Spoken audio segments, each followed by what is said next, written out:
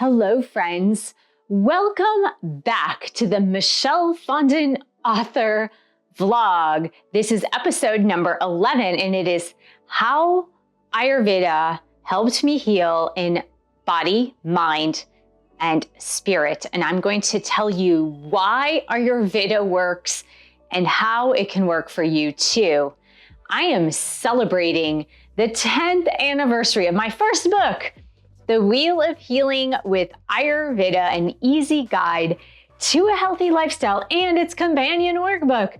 10 years. I totally cannot believe it's been that long. In fact, it's actually been 11 years, but don't tell anyone. But it was published by New World Library in 2015, and now it's 2025. You can pick up a copy of any of my published books on Amazon and Ingram Spark. I'll try to put the link for Ingram Spark below. I am here with my Grogu tumbler, and look, Grogu was found, as well as Gudetama. We've got Hawaiian Gudetama, we've got anniversary Gudetama, you can barely see. I'm gonna take a sip. This is Ticino Dandelion Caramel Nut Tea. This is the best herbal tea I have ever tasted in my life. So good, so good. All right. So we are going to get started. I'm going to talk about Ayurveda, what it is, how it helped me heal in body, mind, and spirit, how it can help you, and how it actually works, because there's a lot of information on alternative health out there. And I want to help you with any misconceptions you might have. First of all, Ayurveda is mind-body medicine from India. It was the only medical system practiced up until the time that the British Empire came to rule India. And of course, this medical system, just like Chinese medicine would be to China, Ayurvedic mind, body, spirit medicine was practiced for close to 5,000 years. Scholars don't really know. They found texts like as old as 4,000, 4,500 years old, but it's hard to pinpoint the exact start of Ayurveda. So what is it? It basically is a medical science that works according to the signs of nature. Yes, you are made up of nature, and so am I.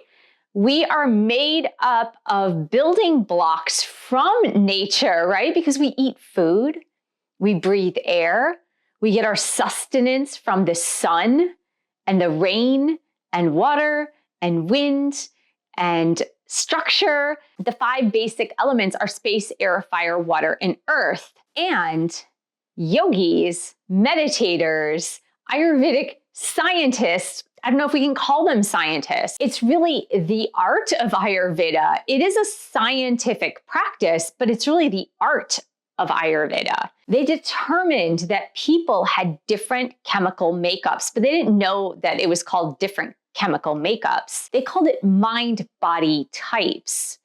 So they noticed that in a same situation, one person could get cold while the other was hot, same environments, but one reacted differently than another. As an example, one ate a piece of food and got really fat, and one ate a piece of food and stayed very thin. So they came up with different mind-body types, kind of like personality types, right? Kind of like the Myers-Briggs personality types or astrology personality types, because that's really what it is in astrology, mind-body types. And they basically made an entire medical system based on the levels of space, air, fire, water, and earth in a person, and what their natural state of being is and what their out of balance state of being is, just depending on the specific symptoms, the disease, their sense of wellness, and so on and so on and so on. Here's how it pertains to me and why I found it. When I was 28 years old, as some of you know, I was diagnosed with thyroid cancer. Now, I had been living a pretty healthy life up until that point. Of course, I went through my college years and smoked cigarettes and drank alcohol, but for all intents and purposes, I had pretty much lived a healthy life, and I couldn't understand why I had this diagnosis at 28. It didn't make sense to me. I was very frightened as you might imagine. There was this great unknown as to what would happen. And I figured, look, if I'm 28 years old and I've already had one diagnosis like this, what else is next? I'm pretty young. And I kept asking the doctors, like, why does this happen? Why does this happen? Why does this happen? Why does this happen to me or at this age or whatever? And the answers across the board were, we just don't know. We don't know what causes it. We don't know what causes cancer. They said there are some instances of radiation. For example, in Hiroshima, when the big bomb went off, a lot of people had thyroid cancer because radiation directly affects the thyroid gland. But if you're not exposed to large amounts of radiation, then they really don't know. But that wasn't satisfying to me. It just, for some reason, intuitively, it didn't make any sense to me because I guess based on my past lives or whatever, I had this feeling that if I didn't get to the root cause of the problem, that it would surely repeat itself. And so I really wanted to dig deep into the root cause of the disease in order to find out why. And through months of research, it led me to Ayurveda. And in fact, the primary book it led me to was Perfect Health by Dr. Deepak Chopra, in which he speaks about Ayurveda and Ayurvedic medicine. Now, I had gone through a lot of different books on healing, alternative health, diet, exercise, the whole gamut. I literally went to the library, took out every single book on health and wellness that I could find at the time. This was back in 1999. And I couldn't find a full answer until I found Ayurveda. And when I found Ayurveda, I was like, aha, this is it. This makes total sense to me. And then I began my healing process. Now, I did go through the traditional, conventional medical advice because I was young, I was influenced, I had small children at the time, and everybody around me was saying, just go through with the surgery. And in fact, it was 2 surgeries. Just go through the surgeries, go through with the radioactive iodine therapy. And it's no big deal. It was a big deal, by the way. It was a great big deal to me. And I got very, very sick. I began my healing process in body, mind, and spirit, honestly, once I implemented the Ayurvedic practices.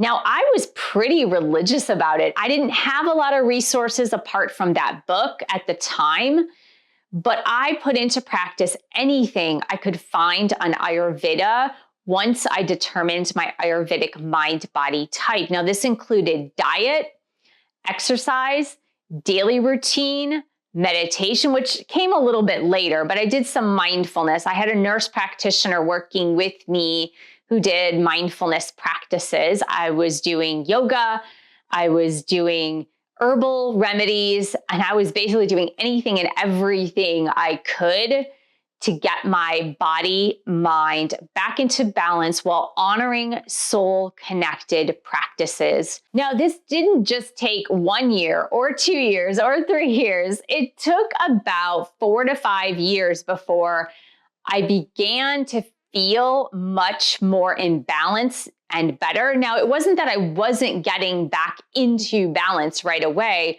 with the practices of Ayurveda. It's just that since I didn't have a lot of resources and information like we have today, right? We Google it, we could ask AI. Since I didn't have a lot of resources back then, I was just piecemealing together what I could until I went to study at the Chopra Center, which started in 2007. So that was about 8 years, but I was still implementing the practices of Ayurveda each and every day.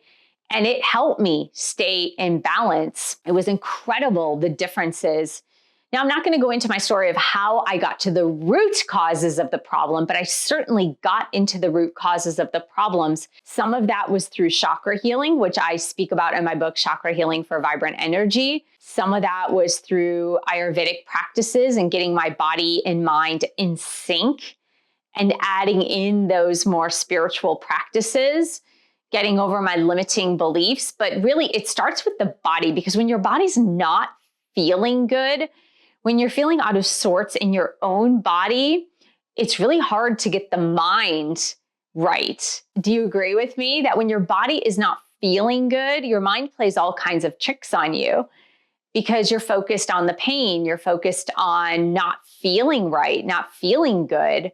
And so when you're focused on that, and that comes with a lot of fear, your mind does tend to play those tricks on you. And so Ayurveda, typically it starts with lifestyle first to get to the root cause of your problem. So it starts with your Ayurvedic mind-body type, which is basically your blueprint, the blueprint you came here with. You could call it your DNA, your genetic blueprint, whatever it happens to be.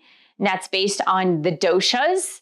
So Vata, Pitta, and Kapha. And I have a whole playlist here that I started. And I'm going to add another playlist to this that I did on Ayurveda when the book was published. So it starts with getting the proportions of your Ayurvedic mind-body types. So Vata to Pitta, Pitta to Kapha, and just understanding where you sit naturally. Because when you feel at your best, all of your doshas are aligned.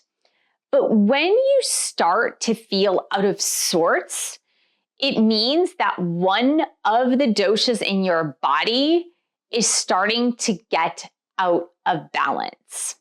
So let me give you an example. If you are in college and you stay up studying all night, cramming for exams, and you're drinking a lot of coffee, and you're not sleeping very much, and not eating a whole lot of food, and when you do eat food, it's like junk food, you might have an extreme Vata imbalance. And so what starts to happen? You start to have more nervousness, restlessness. You start to get more anxious and concerned and worried. You might even not sleep very well at night and have interrupted sleep. You might start to feel fearful for no apparent reason. And so that means the Vata in you, the space and air quality, is going out of balance. Now, this is really an easy fix at this stage because you could just do things that pacify that Vata. Get a good night's sleep. Start moving into a routine where you're eating regularly. You're eating more grounding foods. You're not studying so hard, you're taking frequent breaks and doing other things. There's a lot that you can do to pacify the dosha that is out of balance in the early stages. Now, once the doshas, according to Ayurveda, right? We're talking about Ayurvedic medicine. Once the doshas get extremely out of balance, that's when disease erupts and you start to feel very symptomatic. According to Ayurveda, that doesn't happen till the 6th stage of disease. There are 5 stages before then where your body is giving you warning sign, warning, warning. That big warning sign is flashing in front of you. And that just means you've been ignoring it, ignoring, shoving it away, pushing it down, not paying attention. And then all of a sudden you start to feel very symptomatic. And symptomatic could be anything from a cold or a flu to something a little bit more serious, like finding a lump somewhere, for example. And once that happens, can you regulate your doshas? Sure, you can. It just takes a longer time to bring them back into balance. Now let's go to the next stage in the healing journey with Ayurveda in mind, body, spirit, and what I believe and how it helped me. As I mentioned to you, with the thyroid cancer, I was 28, it was 1999. I still went through 2 surgeries and radioactive iodine therapy. And then I went on synthetic thyroid hormone in order to regulate and get back on track. Now, that's conventional Western medicine, which is more modern. Yes, higher technology. Yes, faster scientific evidence. But it's also a lot harsher on the body. Obviously, they removed my thyroid, a vital organ that you need to live and I need to live. So a lot more harsh, right? It treats the body very harshly. It's very abrupt. It's very shocking to the system. Now, in certain instances, is that necessary? Yes, of course it's necessary. Is it something that everyone should have? I don't agree with that. I feel like there needs to be a balance. Hindsight is always 2020. Do you agree? And I had asked an endocrinologist about my situation in 1999. It is now 2025. I asked this endocrinologist back in 2024 about the type of thyroid cancer that I had and what they would do about it, because she was mentioning something about it. And she just said, if they had found a thyroid nodule, is what they call it. If they had found a thyroid nodule today, we don't do surgery. We just don't. We watch it. We just watch it. We might change. We might add a thyroid medication or change the dose, but we just watch it. We really don't do such an invasive procedure right away. Now, this is 25, 26 years later, and science has changed. Medicine has changed. My intuition back then was saying not to do it, to get more information. But of course, the pressure of everyone around me, the fear of having two small children, not being there for them when they grew up, kind of overcame me. But my intuition was telling me that wasn't the right thing to do, and yet I did it anyway. So a lot of times we're pushed into medical procedures, surgeries, different types of medical therapies with drugs that could be circumvented. Now, here's where it gets a little sticky. We don't always know the reasons or the hows or the whys or the what ifs. We don't always know that scenario.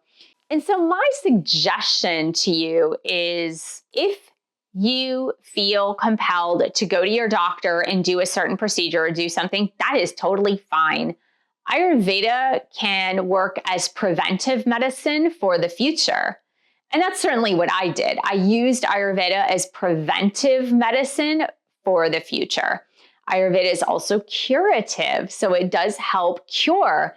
But as I mentioned, since we're letting the body go back to its natural state of well-being, that takes a little bit longer than something drastic like yanking out an organ or a tumor or something. And so I really believe the best place, and this is where I've come to with this, is the best place to be is integrative medicine. And that's really why I wrote the book, Enlightened Medicine, Your Power to Get Well Now, an integrative approach to healing the 7 deadly lifestyle diseases. Because I really believe that something like a lifestyle disease can be cured with the proper usage of the best of Western medicine, and then eventually being able to taper off on those drugs because you're doing the mind, body, spirit practices that work to reverse that disease. If I had only listened to the doctors, and if I had only focused on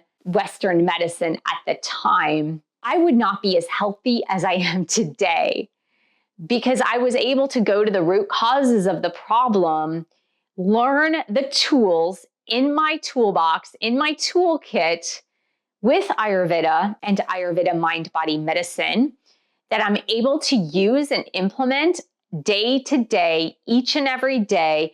And the bigger tools, I'm able to pull them out when I need them. But if I only had the Western medical model, I would have never gone to the root cause of the problem. If you don't take the problem out at its roots, it's surely going to repeat itself. It's going to happen again and again and again. And in fact, it was really weird. About 4 or 5 months ago, I met a woman at a Phil's Coffee in downtown Huntington Beach near where I live. And we were waiting in line and she looked at me and she looked at my scar and said, "Oh, you must have had the same surgery I had."